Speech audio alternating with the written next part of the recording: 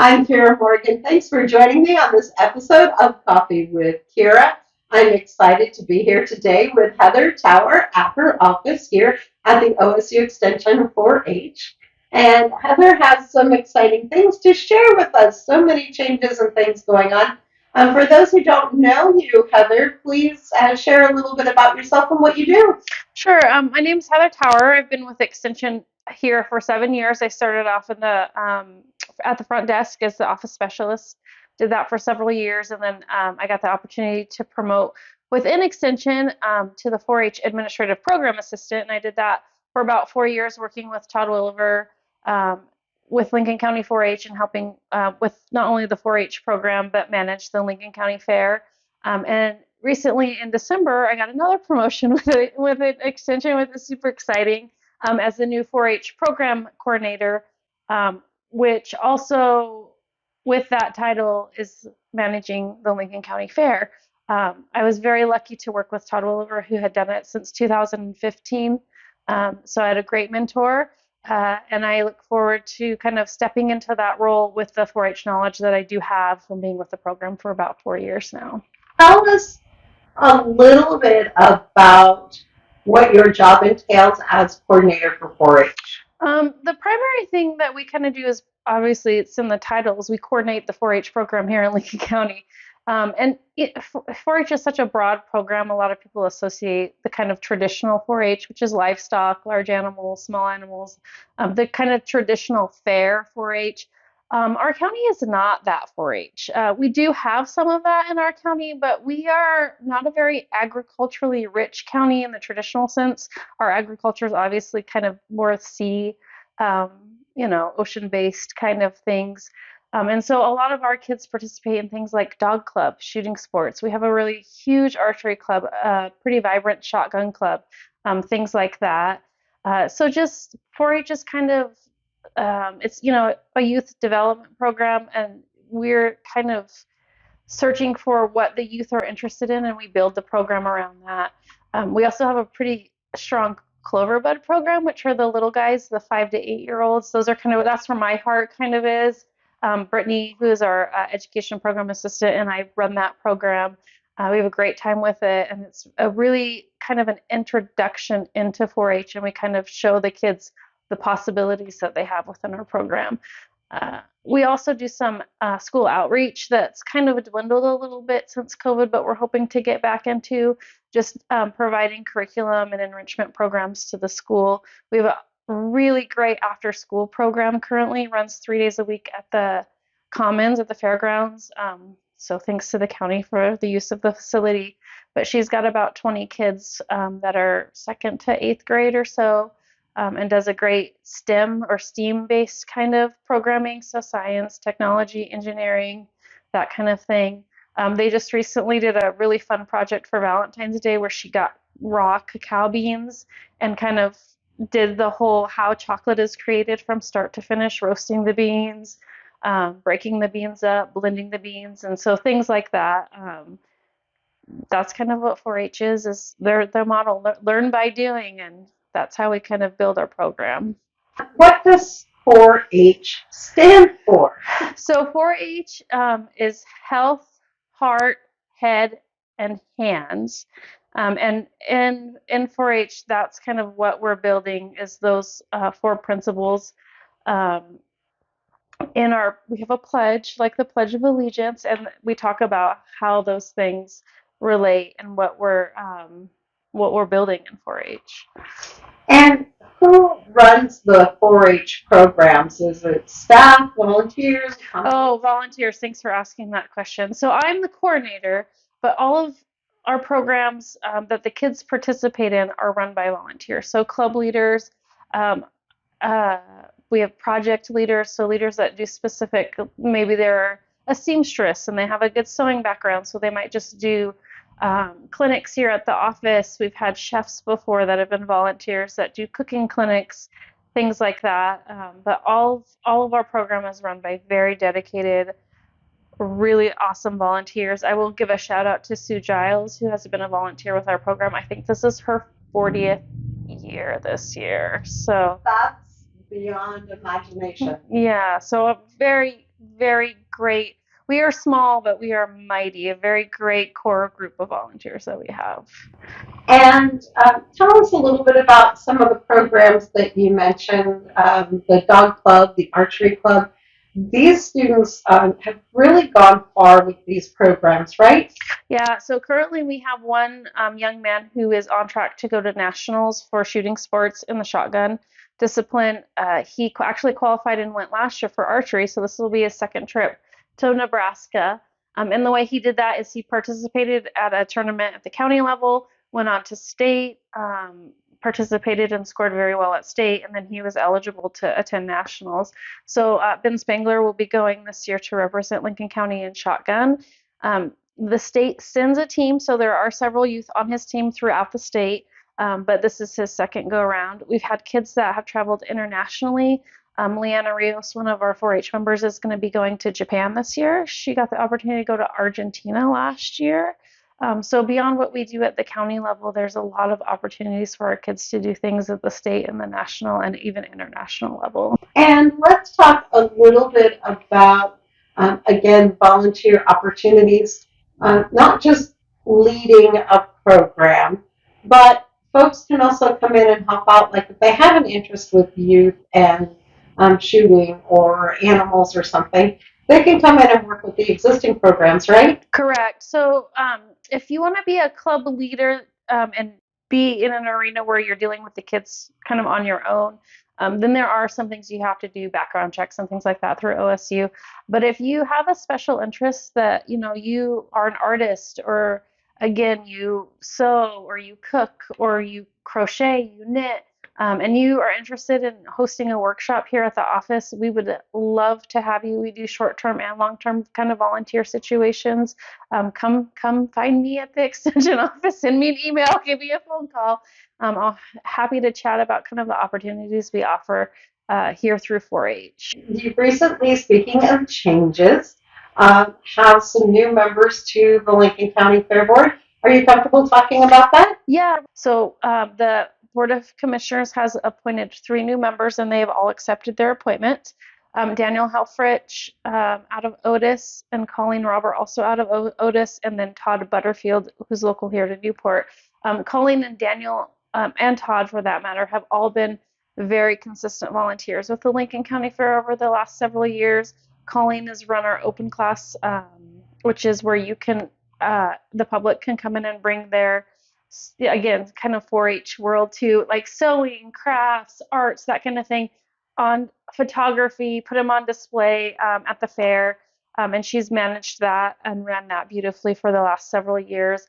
Daniel kind of introduced himself as a vendor. He owns an insurance company, but he has been instrumental in the rodeo committee for several years. He's helped out working getting some of the military on board at fair, which has been really nice. So last year, for the first time, I think we had every branch except for the Coast Guard represented at the fair in different capacities. They do a really beautiful opening ceremony for the rodeo, but then they were also there for recruitment purposes. They had several displays, which kind of were nice and things like that. So he's worked very hard over the last couple of years to kind of get that relationship with the fair, which is nice.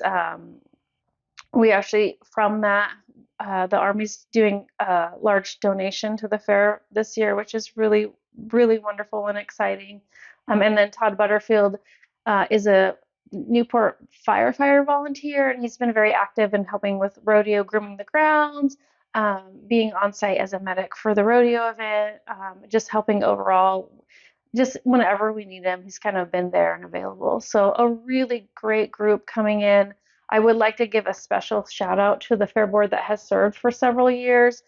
Jim Beisman, Claire Hall, and Frank Geltner have done a fabulous job, and they are just ready to move on and retire from that task that they've done so well for the last several years. Now, is the Fair Board going to then remain at 3? We are hoping for our 5. Fair Board was what the commissioners opened it up to a 5-person Fair Board, and so we are still actively recruiting for 2 more members. We did interview several people and greatly agreed on the 3 that we chose, but we are lacking. We are hoping that this Fair Board is going to be a working Fair Board and be much more active in planning the fair event, and we are looking for some special skills that we weren't able to fill with the first round of interviews. Things like marketing, um, volunteer management, just those kind of skills would be fabulous to kind of add to our fair board. And speaking of fair, Lincoln County 4-H is going to be very hands-on once again in running the fair this year. Is that right? Yeah, so fair this year is June 30th through the July 2nd. So we're always the first full weekend of July. And I'm going to be the manager of fair. 4-H will also be there. They'll have a large presence. We're going to have their market auction on Saturday. They move their time. Traditionally, it's a little bit later in the afternoon, but we've been competing with rodeo for the last few years, and we want to give everybody ample opportunity to experience everything at fair. So the committee decided to move it a little bit earlier. So they're going to have auction on Saturday, July 1st at 2 o'clock. And then they're going to have their showmanships on Friday, so you can come see the kids work their animals with the judge and all of that. Pretty much all day on Friday. We're going to do our large animal group kind of in the morning, and the small animal kids are going to go in the afternoon.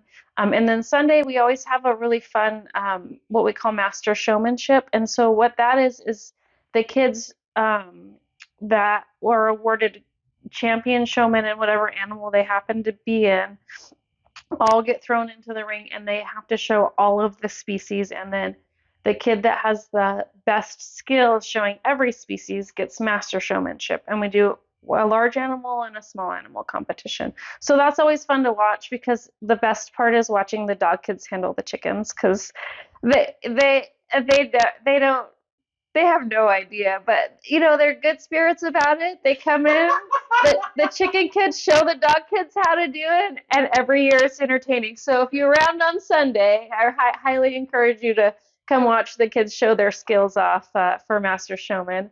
And then we're still pretty heavy in the planning stages. We're going to have live music all 3 days like we always do. Steve Mason has been our entertainment director for many years, does a fabulous show. He gets several local bands, so he's still setting the lineup for that.